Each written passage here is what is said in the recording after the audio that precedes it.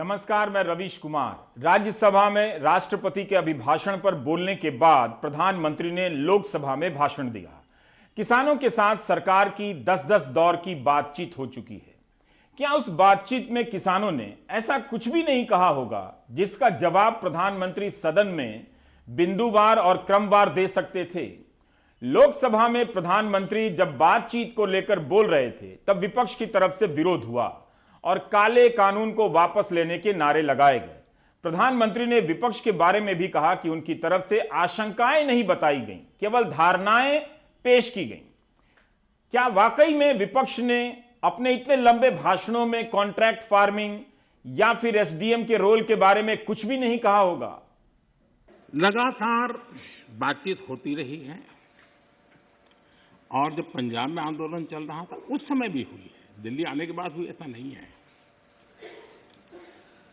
बातचीत में किसानों की शंकाएं क्या है वो ढूंढने का भी भरपूर प्रयास किया गया। उनसे लगातार कहा गया कि भाई अपन एक एक मुद्दे पर चर्चा करें, और नरेंद्र सिंह जी तोमर ने इस विषय में विस्तार से बताया भी है राज्यसभा में। तो क्लोज बाय क्लोज चर्चा करने के लिए भी कहा, और हम मानते हैं कि अगर इसमें कोई कमी हो और सचमुच में किसान का नुकसान करते उसमें बदल करने में क्या जाता है जी? ये देश देशवासियों के लिए है। अगर कोई निर्णय करते हैं तो किसानों के लिए है। लेकिन हम इंतजार करते हैं, अभी भी हम इंतजार करते हैं कि वो अगर कोई चीज स्पेसिफिक बताते हैं और अगर वो कन्विंसिंग है तो हमें कोई संकोच नहीं है। और इसीलिए हम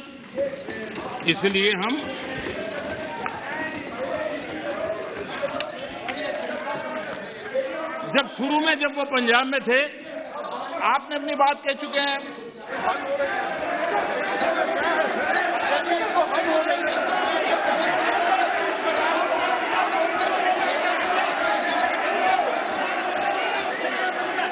जो झूठ फैलाया है, जो अफवाहें फैलाई हैं, उसका पर्दाफाश हो जाएगा, सत्य वहां पहुंच जाएगा तो उनका टिकना भारी हो जाएगा। और इसलिए हो हल्ला करते रहो, जैसा बाहर करते रहो वैसा अंदर भी करते रहो, यही खेल चलता रहा है। लेकिन इससे कभी भी आप लोगों का विश्वास नहीं जीत पाओगे, मान के चलो। माननीय अध्यक्ष जी, ऑर्डिनेंस के बाद और पार्लियामेंट में कानून बनने के बाद किसी भी किसान से मैं पूछना चाहता हूं कि पहले जो हक उनके पास थे, जो व्यवस्थाएं उनके पास थी, उसमें से कुछ भी इस नए कानून ने छीन लिया है क्या? इसकी चर्चा, उसका जवाब कोई देता नहीं है। सब कुछ वैसा का वैसा वो है पुराना। क्या हुआ है? एक अतिरिक्त विकल्प व्यवस्था मिली है, वो भी क्या कंपलसरी है? किसी कानून का विरोध तो तब मायना रखता है कि जब वो कंपलसरी हो, ये तो ऑप्शनल है। कृषि कानून की मांग किसने की थी? इस सवाल के जवाब में प्रधानमंत्री बोल गए कि दहेज खत्म करने, बाल विवाह खत्म करने, शिक्षा के अधिकार से लेकर 3 तलाक के कानून की मांग किसी ने की थी क्या? इस देश में माननीय अध्यक्ष जी, दहेज का कानून, दहेज के खिलाफ कानून बने, ये इस देश में कभी किसी ने मांग नहीं की थी, फिर भी देश की प्रगति के लिए कानून बना था। माननीय अध्यक्ष जी, ट्रिपल तलाक, इसके खिलाफ कानून बने, ये किसी ने मांग नहीं की थी, लेकिन प्रगतिशील समाज के लिए आवश्यक है, इसलिए कानून हमने बनाए हैं। हमारे यहाँ बाल विवाह पर रोक, किसी ने मांग नहीं की थी कानून बनाओ, फिर भी कानून बने थे, क्योंकि प्रगतिशील समाज के लिए आवश्यक होता है। शादी की उम्र बढ़ाने के निर्णय किसी ने मांग नहीं की थी, लेकिन प्रगतिशील विचार के साथ वो निर्णय बदलने पड़ते हैं। बेटियों को संपत्ति में अधिकार किसी ने मांग नहीं की थी, लेकिन एक प्रगतिशील समाज के लिए आवश्यक होता है, तब जाकर के कानून बनाया जाता है। शिक्षा को अधिकार देने की बात किसी ने मांग नहीं की थी, लेकिन समाज के लिए आवश्यक होता है, बदलाव के लिए आवश्यक होता है, तो कानून बनते हैं।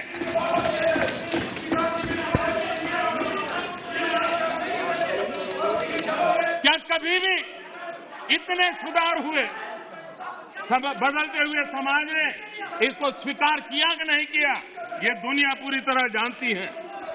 प्रधानमंत्री की यह बात सही नहीं है। दहेज प्रथा, 3 तलाक को खत्म करने, बाल विवाह को खत्म करने के पीछे लंबा आंदोलन चला है। 3 तलाक को लेकर ही गुजरात और महाराष्ट्र से भारतीय मुस्लिम महिला आंदोलन ने आवाज उठाई थी। 2007 में गुजरात में भारतीय मुस्लिम महिला आंदोलन का एक अधिवेशन हुआ था जिसमें 3 तलाक को खत्म करने की मांग की गई थी। इसे मुख्य मुद्दा बनाया गया था।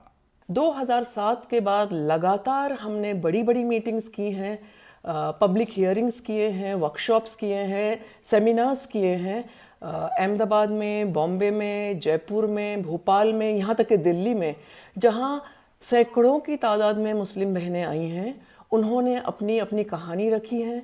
कई सारी ऐसी बहनें हमारी सदस्य रही हैं जिनके साथ खुद ट्रिपल तलाक हुआ है और उन्होंने ये डिमांड किया है कि जब कुरान में इस बात की इजाज़त नहीं है तो फिर ये कानून में क्यों, मतलब इस तरह का हमारे साथ अन्याय होता है। और जो मुस्लिम कानून में सुधार की जो बात है उसकी पहल मुस्लिम महिलाओं ने की है। फिर ट्रिपल तलाक को नाबूद करने की जो पिटीशन सुप्रीम कोर्ट में पहुंची वो 2016 में पहुंची, लेकिन उसके पहले भी कई राज्यों में, सेशंस कोर्ट में, हाई कोर्ट में कई सारे महिलाओं ने अपने अपने मुकदमे दर्ज करवाए। और सबसे बड़ी जो बात महिलाओं ने की, उन्होंने पूरे देश को एजुकेट किया कि कुरान मुस्लिम महिलाओं को समान अधिकार देता है। जहां तक ट्रिपल डिवोर्स का मामला है, इसमें भी गुवाहाटी हाई कोर्ट का जजमेंट आज से कोई 35-40 साल पुराना है, जस्टिस बहारुल इस्लाम का। उसके बाद बॉम्बे हाई कोर्ट ने 2007 में, दिल्ली हाई कोर्ट ने 2007 में, सुप्रीम कोर्ट ने 2002 में 3 तलाकों को पहले ही खत्म कर दिया था। 2017 के सुप्रीम कोर्ट के जजमेंट में कोई खास बात नहीं थी और इस जजमेंट में भी यह नहीं कहा गया था कि आप कोई 3 तलाक दे दे उसको एक क्राइम माने। एक सिविल मैटर को क्राइम बनाने का तो वैसे ही बहुत क्रिटिसिज्म हो रहा है। इससे शादियों में रिकंसिलिएशन नहीं होगा बल्कि शादियां टूट जाएंगी और कोई ऑथेंटिक एविडेंस नहीं अवेलेबल है कि क्राइम बनाने से 3 तलाकें कम हो गई हैं। मैं ये समझता हूं कि ये एक ओवर क्रिमिनलाइजेशन का केस है और इसको रिफॉर्म नहीं कहा जा सकता। उसी तरह दहेज के खिलाफ कानून से पहले भी आंदोलन चले, कई संगठनों ने आवाज उठाई। बाल विवाह की कुप्रथा को खत्म करने के लिए लंबा आंदोलन चला। राम मोहन रॉय से लेकर ईश्वरचंद विद्यासागर, पंडिता रमाबाई, सावित्रीबाई फूले, ज्योतिबा फूले से लेकर न जाने कितने महिला संगठनों की इसमें भागीदारी रही है। हरबिलास शारदा का नाम कैसे कोई भूल सकता है। रवीश, ये जो चाइल्ड मैरिज वाला मामला है, इसमें किसी भी सरकार को क्रेडिट देना सही नहीं होगा। गो के 1929 में शारदा एक्ट पास हुआ, उसका नाम शारदा एक्ट इसलिए पड़ा कि हरबिलास शारदा ने उसे पायलट किया था। लेकिन मैं समझता हूं कि सबसे बड़ा माइलस्टोन 1886 का जजमेंट है, रुक्मणी बाई का केस। 11 साल की बच्ची थी, उसकी शादी कर दी गई एक बहुत बूढ़े आदमी से और फिर उस शादी में हस्बैंड को रेस्टिट्यूशन ऑफ कंजुगल राइट का ऑर्डर दे दिया चीफ जस्टिस ने कि ये अपने ससुराल जाएं। उस लड़की ने जाने से मना किया और यह कहा कि मुझको जेल दे दी जाए, लेकिन मैं नहीं जाऊंगी। उसकी वजह से यह 1929 में रिफॉर्म हुआ। पहले आपको मालूम है 14 साल और 18 साल थी कि लड़के की उम्र 18 और लड़की की 14। 1978 में बढ़ा के उसको 18 और 21 कर दी गई और 2006 में शारदा एक्ट को रिपील करके protection of child marriage act बनाया गया, जिसमें चाइल्ड मैरिज को वॉइडेबल करार दिया गया, यानी बच्चा चाहे तो मैरिज खत्म कर सकता है। लेकिन इस्लामिक लॉ में 7वीं सेंचुरी में ही यह प्रोविजन बच्चे को दिया गया था कि अगर चाइल्ड मैरिज है तो वह अपने उस मैरिज को खत्म कर सकता है। प्रधानमंत्री को लग गया होगा कि यह चूक हो गई है, तभी आगे उन्होंने जोर दिया कि राजा राम मोहन रॉय, ज्योतिबा फूले, डॉक्टर अंबेडकर, ईश्वरचंद विद्यासागर जैसे महापुरुषों ने समाज के सामने उल्टे प्रवाह में खड़े होकर समाज सुधार का बेड़ा उठाया था। बहरहाल प्रधानमंत्री कृषि कानूनों का बचाव करते रहे, कहते रहे कि बाजार का विकल्प दिया जा रहा है, किसानों पर कोई जबरदस्ती नहीं की जा रही है। लेकिन किसानों का कहना है कि नए विकल्प के नाम पर धीरे धीरे पुराने को खत्म करने की यह योजना है। प्रधानमंत्री ने किसानों से कहा कि आइए टेबल पर बैठकर बातें करते हैं। सरकारी मंडियों में बहुत सरकार की कसावट के बावजूद भी लगातार शिकायतें आती हैं गड़बड़ी की। जो प्राइवेट मंडियां होंगी, इन प्राइवेट मंडियों में सबसे ज्यादा बेईमानी तौल कांटे को लेकर होगी। अधिक तौलना किसान के माल में। दूसरा, प्राइवेट व्यापारी होगा, जिसकी मंडी होगी, संचालन उसी के हाथों में होगा। तीसरा, जो उसमें व्यापारी होंगे उनका कोई लाइसेंस नहीं होगा। अब जब उनका लाइसेंस नहीं होगा, केवल पैन नंबर धारक कोई भी व्यक्ति माल खरीद सकता है। और अभी हमारे प्रदेश मध्य प्रदेश में 90 मामले ऐसे हैं कि जिनके पास पैन नंबर था और वो किसानों का कई करोड़ का माल लेके चंपत हो गए, पकड़ नहीं पा रहे उनको हम। तो उसकी गारंटी क्या होगी?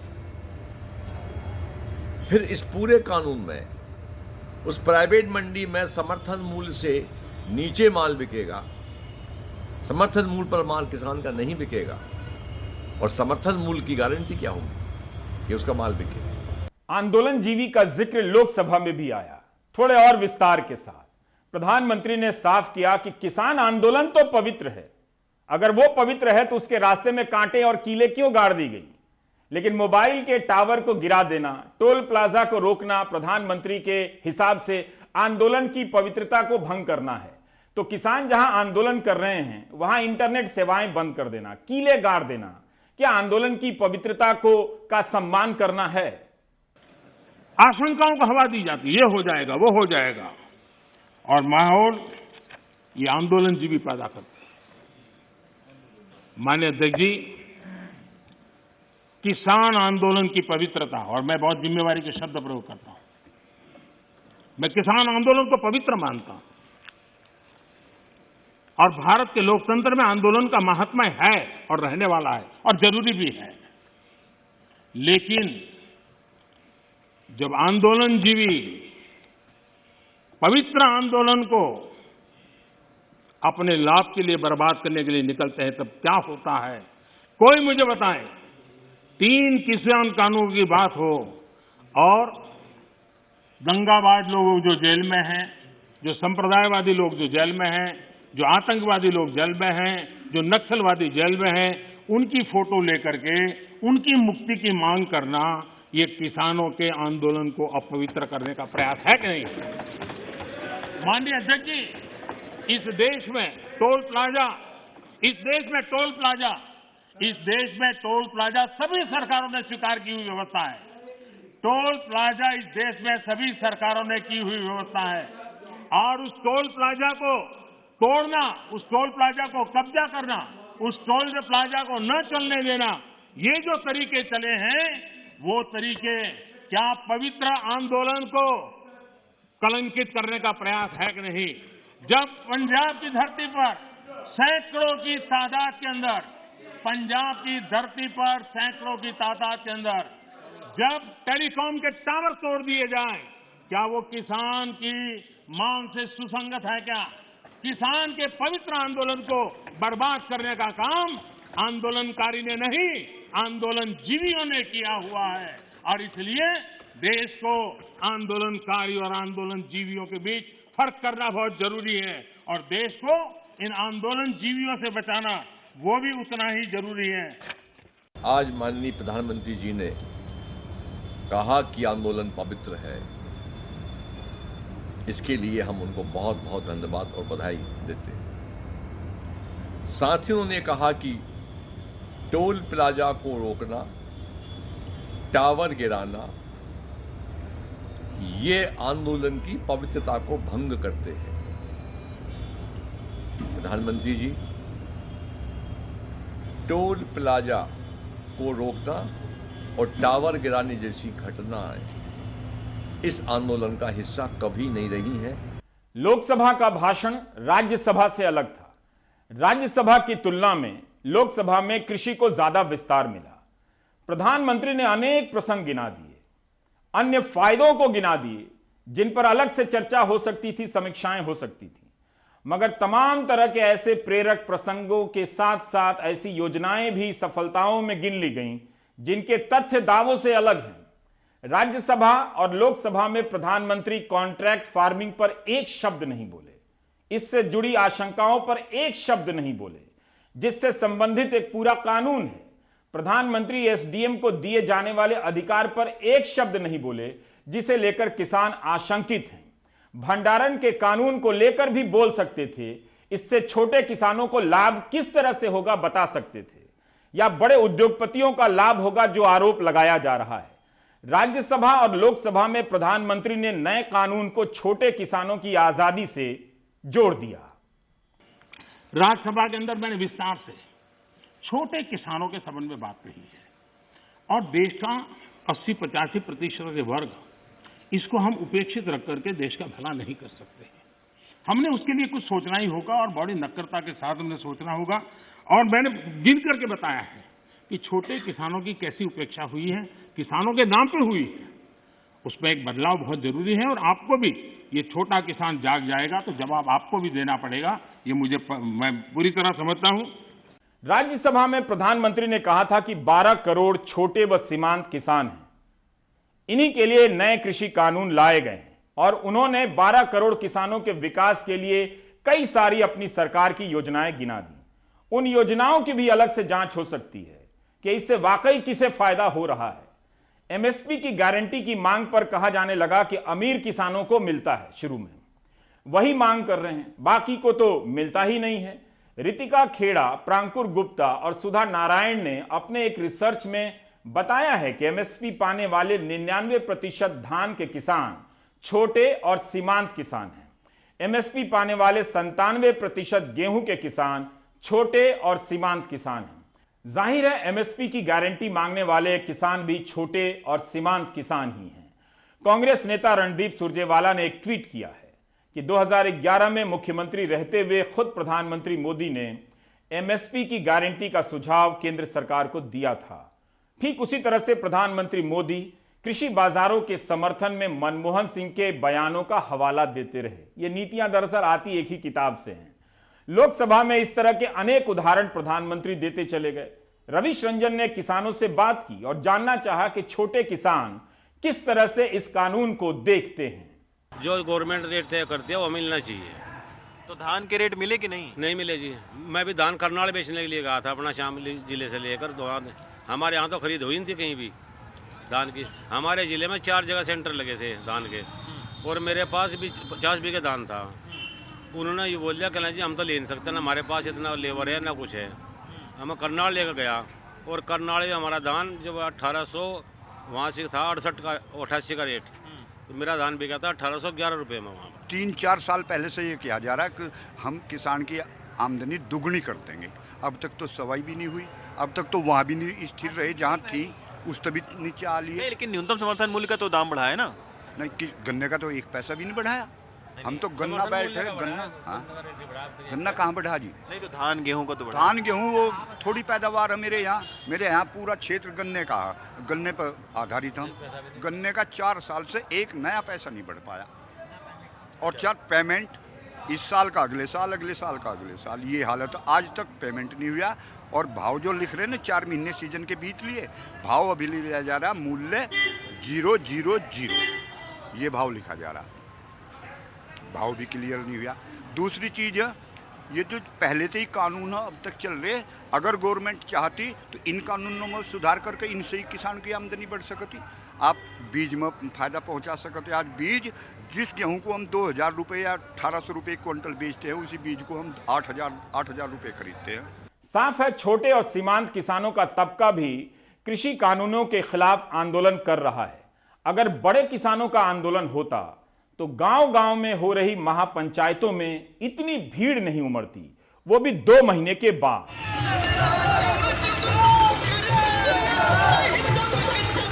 बुलंदशहर के फिरोजपुर गांव में महापंचायत, किसानों के ट्रैक्टर अब इन महापंचायतों की तरफ दौड़ने लगे।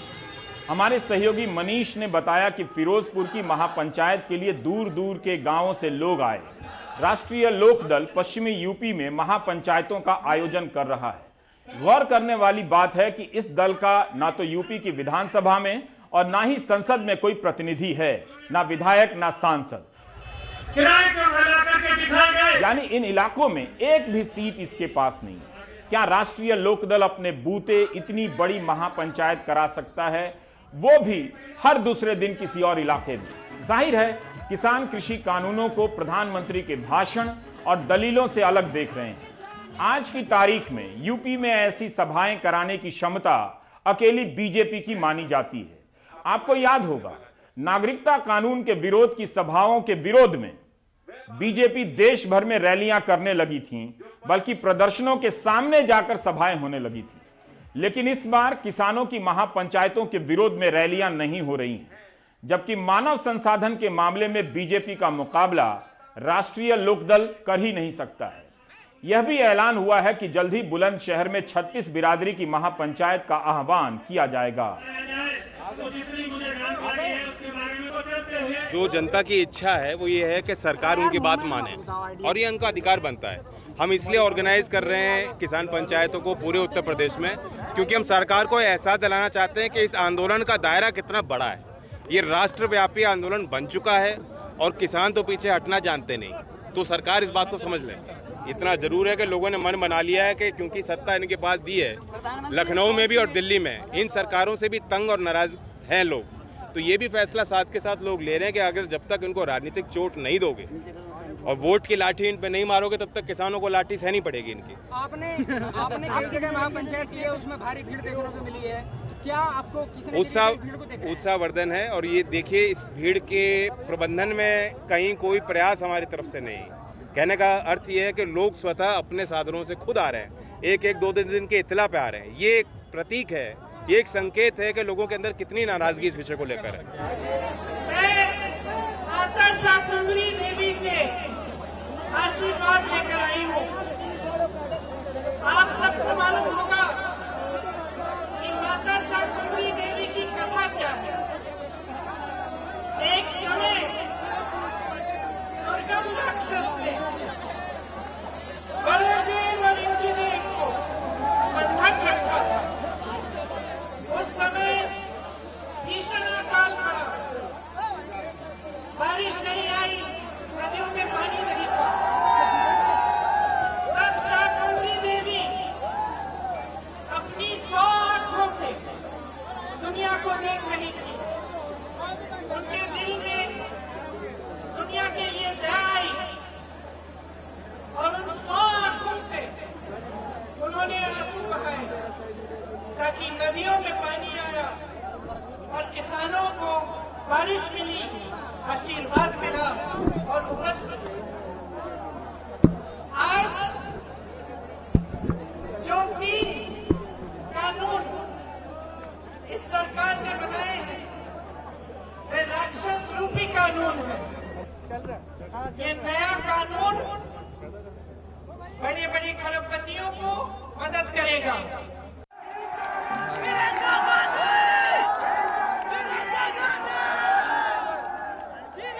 कांग्रेस महासचिव प्रियंका गांधी आज सहारनपुर की एक महापंचायत में शामिल हुई। बुलंदशहर और सहारनपुर में बहुत दूरी नहीं है, लेकिन एक ही इलाके की 2 महापंचायतों में किसानों की मौजूदगी बता रही है कि छोटे व सीमांत किसानों के बगैर ये महापंचायतें सफल नहीं हो सकती हैं। इस महापंचायत में आ रहे लोगों की संख्या से किसी एक दल के प्रति उभार के रूप में नहीं देखा जा सकता है। आलम यह है कि कहीं भी महापंचायत का ऐलान हो रहा है, किसान ट्रैक्टर लेकर पहुंच जा रहे हैं। बेशक इन महापंचायतों में अब कांग्रेस नेता भी पहुंचने लगे हैं। प्रियंका गांधी ने कहा कि प्रधानमंत्री के लिए 2 हवाई जहाज 16,000 करोड़ रुपए में खरीद लिए गए, जिससे वे दुनिया भर में घूम सकते हैं। 20,000 करोड़ से संसद का सौंदर्यीकरण हो रहा है। 56 इंच के सीने में एक छोटा सा दिल है, जो सिर्फ अरबपति दोस्तों के लिए धड़कता है। प्रधानमंत्री ने खुद संसद में किसानों का अपमान किया। क्या कहा उन्होंने? हंसे, किसानों को आंदोलन जीवी कहा। क्या मतलब है इसका? क्या मतलब है आंदोलन जीवी का? किसान आंदोलन कर रहा है अपने जीवन के लिए, अपनी मिट्टी के लिए, अपने देश के लिए, अपने बेटे के लिए जो हमारी सीमा पे खड़ा हुआ है। उसका मजाक उड़ाने वाला, उसको देशद्रोह कहने वाला, उसको आतंकवादी कहने वाला, वो देशभक्त नहीं है। वो देशभक्त कभी नहीं हो सकता जो किसान के दिल को नहीं पहचान सकता। इस देश को किसान ने बनाया है। 78 दिनों से किसान दिल्ली बॉर्डर पर बैठा है। मोदी जी अमेरिका हो आए, पाकिस्तान हो आए, चीन हो आए, लेकिन जिस शहर में रहते हैं उसके बॉर्डर तक नहीं पहुंच पाए। सहारनपुर की महापंचायत ने प्रियंका गांधी निजीकरण के फैसलों को लेकर सरकार पर निशाने साध रही थी। उसके थोड़े ही देर बाद लोकसभा में प्रधानमंत्री इन फैसलों के लिए अपने आप को तैयार कर रहे थे। ऐसा लग रहा था कि वो आने वाले विरोध प्रदर्शनों को देख रहे हैं, समझ रहे हैं, लेकिन अब वे अपने इस फैसले से पीछे नहीं हटने वाले हैं। वेल्थ क्रिएटर भी देश को जरूरी होते हैं, तभी तो वेल्थ बांटेंगे। गरीब तक वेल्थ बांटेंगे कहां से? रोजगार देंगे कैसे? और सब कुछ बाबू ही करेंगे। आईएएस बन गया मतलब वो फर्टिलाइजर का कारखाना भी चलाएगा, आईएएस हो गया तो वो केमिकल का कारखाना भी चलाएगा, आईएएस हो गया वो हवाई जहाज भी चलाएगा। ये कौन सी बड़ी ताकत बना के रख दी है हमने? बाबुओं के हाथ में देश दे करके हम क्या करने वाले हैं? हमारे बाबू भी तो देश के हैं, तो देश का नौजवान भी तो देश का है। पब्लिक सेक्टर के निजीकरण की यह दलील सुनने में अच्छी लग सकती है, लेकिन इसकी जगह अगर ये आंकड़े रखे जाते कि इन सेक्टरों के निजीकरण से कितनों को रोजगार मिला है, रखे जा सकते हैं। पहले काम कर रहे लोग निकाले गए या और भी ज्यादा लोग रखे गए। रोजगार के नाम पर निजीकरण किया जा रहा है, तो कम से कम रोजगार का आंकड़ा दिया जाना चाहिए था। विशाखापट्टनम में राष्ट्रीय इस्पात निगम लिमिटेड के निजीकरण के खिलाफ आंदोलन चल रहा है। कभी बाइक रैली निकलती है, कभी तरह तरह की रैलियां निकलती हैं। यहां 35,000 कर्मचारी काम कर रहे हैं, इसमें से 17,000 अस्थायी हैं। C2 AITUC भारतीय मजदूर यूनियन इसका विरोध कर रहे हैं। 4 फरवरी से विशाखापट्टनम में आंदोलन चल रहा है। यूनियन को आशंका है कि निजीकरण से लोगों को नौकरी से निकाल दिया जाएगा। इस स्टील प्लांट के लिए लोगों ने जमीनें दान दी, उन्हें जमीन के बदले नौकरी देने का वादा किया गया। कुछ लोगों को नौकरी मिली है, अभी भी जमीन देने वाले 8,000 परिवारों को नौकरी नहीं मिली है। 70 के दशक से यूनियन का आरोप है कि सरकार सस्ते में यह स्टील प्लांट बेच रही है। अभी तक यह स्टील प्लांट डिविडेंड के रूप में 4200 करोड़ केंद्र और राज्य सरकार को दे चुका है। पूरा विशाखापट्टनम 10 लाख आदमी का घर भी नहीं, घर खाली कर जाने का बिखार होगा। इसलिए हमारा विशाखापट्टनम स्टील प्लांट 26,000 एकर्स का जमीन गाँव वालों का दिया। वो लगा 10,000 आदमी का अभी तक एम्प्लॉयमेंट है। बहुत बेकार स्थिति में ये स्थिति में विशाखा राष्ट्रीय इस्पात निगम लिमिटेड 13,000 कोर्स गवर्नमेंट का लोन क्रेडिट कर दिया, फिर 40,000 कोर्स का पैसा नेशन हमारा देश का नेशन का इकॉनमी भी बढ़ाया। हम देख रहे हैं कि हर थोड़े समय के बाद कोई ना कोई निजी बैंक डूबने की स्थिति में आता है और उसको सरकार जो है पैसा डालकर या दूसरे वित्तीय संस्थाओं के द्वारा कुछ सपोर्ट करके उस बैंक को बचाने की बात करती है। यानी बैंकों का निजीकरण किसी भी लिहाज से ठीक नहीं है। सरकार पहले से ही किसानों के आंदोलन का सामना कर रही है। 2.25 महीने होने को आ रहे हैं। अब सरकार सार्वजनिक क्षेत्र के कर्मचारियों के आंदोलन का सामना करने के लिए लगता है खुद को तैयार कर रही है। लोकसभा में प्रधानमंत्री का दिया हुआ भाषण इसी ओर इशारा करता है कि अब प्रदर्शनों से कुछ नहीं होने वाला है। निजीकरण का फैसला हो चुका है, वो टलने वाला नहीं है। सबको स्वीकार करना ही पड़ेगा। बाकी ब्रेक के बाद।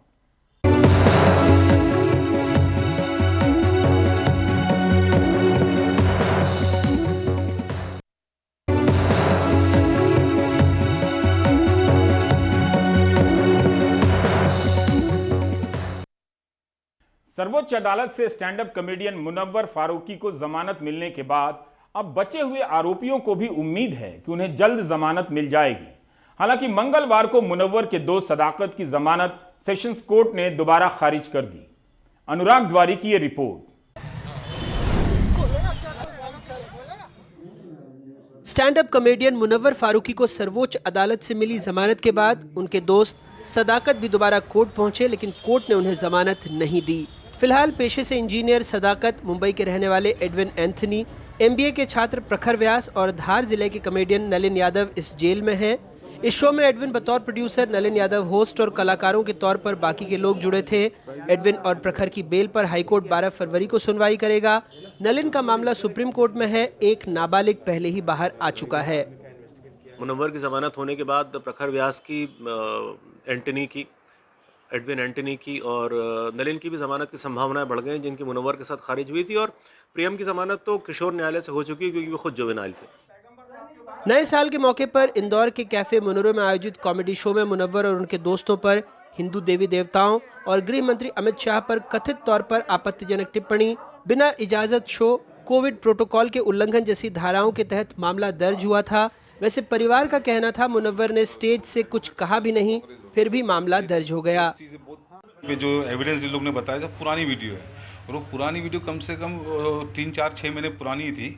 उस पर उसके बाद उसने माफ़ी भी मांग ली थी, क्योंकि यहाँ तो ये जो लोग ने लगाए थे यहाँ पर जो भी इल्ज़ाम वगैरह के इसने कुछ अपशब्द बोले हैं, ये वो ऐसा कुछ हुआ ही नहीं था। यहाँ पर जो आई विटनेस भी थे यहाँ पे शो में, वो लोगों ने भी अपना जो सोशल मीडिया वगैरह पे लोग ने अपने ट्विटर वगैरह पे ट्वीट किया था कि मुनव्वर फारूकी ने ऐसी कुछ बात ही स्टार्ट नहीं की थी, ना शो स्टार्ट हुआ था। मुनव्वर जैसा स्टेज पे आया था, उसके बाद जैसे वो एकलव्य गौर, क्या नाम है कुछ बंदे का, उसने आके अपना मुनव्वर से बात करने चालू कर दी कि आप जोकिंग, मजाक मस्ती करते। तो मुनव्वर ने अपनी क्लियरिफाई दिया कि ऐसा कुछ तो मैंने बोला नहीं हूँ। मामले में शिकायत बीजेपी विधायक मालिनी गौड़ के बेटे और हिंद रक्षक सेना के सह संयोजक एकलव्य सिंह गौड़ ने दर्ज करवाई थी। वैसे हमारी तमाम कोशिशों के बावजूद वो हमारे कैमरे से भागते ही रहे। इस मामले की शुरुआत सियासी और सांप्रदायिक ज़रूर थी, लेकिन जितनी नाटकीय मुनव्वर की गिरफ्तारी थी उतनी ही नाटकीय उसकी रिहाई भी। 4 आरोपी अभी भी जेल में हैं, जो बताते हैं कि देश में न्यायिक और जेल सुधारों की सख्त ज़रूरत है, वो भी फ़ौरन।